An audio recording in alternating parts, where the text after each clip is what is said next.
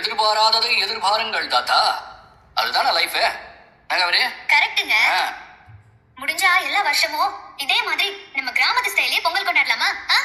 இது ஒரு மாதிரி நல்லா இருக்குல்ல? இல்ல ஆனா அதென்ன முடிஞ்சா இந்த வருஷத்தை விட இனி வர அடுத்தடுத்த வருஷ பொங்கல இதை விட செம்மையா சீரம் சிறப்பமா கிராண்டியா கொண்டாடுறோம்.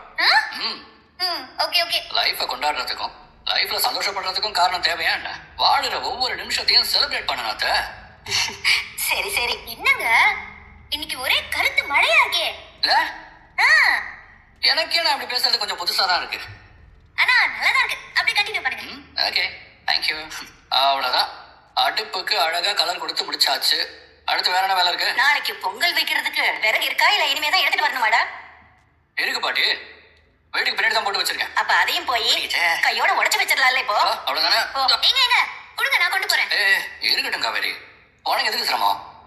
நீ பிரெக்னெண்டா இருக்க. அங்க எங்க அலையாம ஒரு இடத்துல இருந்து வேலையை பாரு. சொல்லிட்டேன்.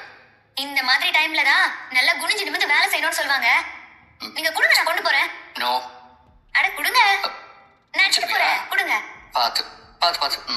எங்க இங்க வாங்கல. உங்ககிட்ட ஒரு விஷயம் சொல்லணும்னு நினைச்சேன்.